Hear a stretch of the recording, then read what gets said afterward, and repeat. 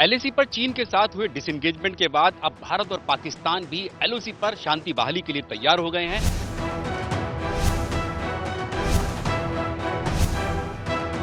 भारत और पाकिस्तान के डीजीएमओ यानी कि director general of military operations ने इस बाबत फोन पर बातचीत की है, हॉटलाइन बातचीत की है और दोनों देशों के डीजीएमओ इस बात के लिए तैयार हो गए हैं कि अब दोनों देशों की सेनाएं एलओसी पर ना तो फायरिंग करेंगी और ना ही कोई गोलाबारी करेंगी, यानी कि अब युद्ध विराम जो है दोनों देशों के बीच में हो गया है। हालांकि इस तरह का युद्ध विराम समझौता जो था भारत और पाकिस्तान के बीच में वर्ष 2003 में हुआ था, लेकिन पिछले कई सालों से हम लोग देख रहे थे कि दोनों ही देशों की सेनाएं इस युद्ध विराम के समझौते पर अमल नहीं करती थी, जिसका नतीजा ये होता था कि दोनों ही देशों की सेनाएं जो थी एलओसी पर यानी कि लाइन ऑफ कंट्रोल,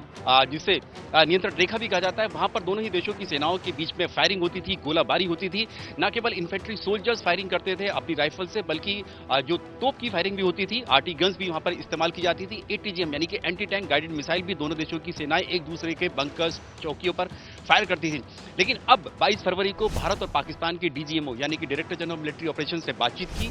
भारत की तरफ से जो डीजीएमओ है लेफ्टिनेंट जनरल परमजीत संघा और पाकिस्तान के DGMO major general Numan Zakaria, इन दोनों के बीच में हॉटलाइन पर बातचीत हुई है और अब दोनों देश इस बात के लिए तैयार हो गए हैं कि एलओसी पर शांति बहाली की जाएगी और युद्ध विराम जो समझौता हुआ था वर्ष 2003 में उस पर अमल किया जाएगा, यानी कि अब फायरिंग जो है दोनों देशों की सेनाएं जो हैं एक दूसरे पर नहीं करेंगी। भारत की तरफ से फायरिंग के साथ साथ जो आतंकियों की घुसपैठ का मुद्दा भी उठाया गया। भारत ने साफ तौर से कहा कि पाकिस्तानी सेना जो आतंकियों की घुसपैठ कराती है और उसकी आड़ में फायरिंग करती है, युद्ध विराम को उल्लंघन करती है, उसको बंद करना होगा। ये माना जा रहा है कि पाकिस्तान इस बात के लिए तैयार हो गया है कि अब फायरिंग नहीं होगी। साथ ही जो बयान जारी किया गया रक्षा मंत्रालय द्वारा भारत के, उसमें साफ तौर से कहा गया कि अगर किसी तरह का कोई विवाद या कोई मिसअंडरस्टैंडिंग दोनों देशों की सेनाओं के बीच में होती है तो उसको लेकर जो स्थानीय कमांडर्स हैं दोनों देशों की सेनाओं के, वो फ्लैग मीटिंग करेंगे और फ्लैग मीटिंग के जरिए इन विवादों को सुलझाया जा सकता है। यानी कि एक बड़ा कदम है। पहले भारत ने चीन के साथ डिसएंगेजमेंट किया यानी कि टकराव खत्म किया और अब पाकिस्तान के साथ जो है एलओसी पर शांति बहाली के लिए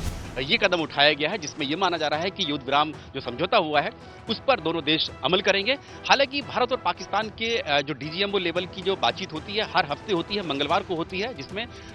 हालांकि डीजीएमओ खुद नहीं हिस्सा लेते हैं लेकिन उनके जो मातहत अधिकारी होते हैं वो हिस्सा लेते हैं। लेकिन इस बार जो है हॉटलाइन पर डीजीएमओ, दोनों देशों के डीजीएमओ ने बातचीत की और अब ये माना जा रहा है कि आने वाले समय में एलओसी पर भारत और पाकिस्तान के बीच में शांति बहाली हो जाएगी। ये जो युद्ध विराम जो समझौते पर अमल की जो बातचीत है ये बीती रात से यानी कि 24-25 फरवरी से ये लागू हो गया है। इस बाबत खुद रक्षा मंत्रालय ने भारत के एक बयान जारी करते हुए ये बात कही है।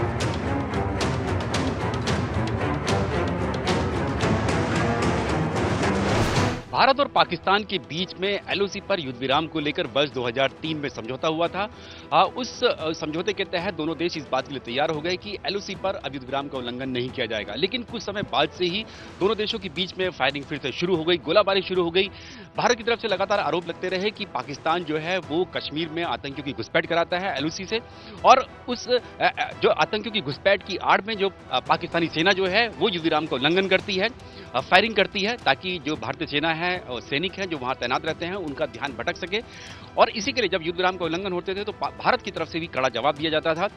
भारतीय सेना ने साफ तौर से कह रखा था कि अगर पाकिस्तान की तरफ से जरा सी भी कोई फायरिंग होती है तो उसका मुंह तोड़ जवाब दिया जाएगा। और इसका ही नतीजा था कि दोनों देशों की सेनाएं जो थी वो फायरिंग तो करती थी, स्नाइपर फायरिंग भी करती थी और उसके साथ साथ जो आर्टी फायर यानी कि तोप से भी फायरिंग, गोलाबारी की जाती थी। इसके अलावा ATGM anti tank guided missile भी फायर की जाती थी। एक दूसरे की चौकियां को ध्वस्त करने के लिए, पोस्ट को ध्वस्त करने के लिए, बंकर्स को ध्वस्त करने के लिए इस तरह की कार्रवाई होती थी। अगर आंकड़ों की बात करें तो वर्ष 2018 में 1600 से भी ज्यादा युद्ध विराम के उल्लंघन पाकिस्तान की तरफ से हुए।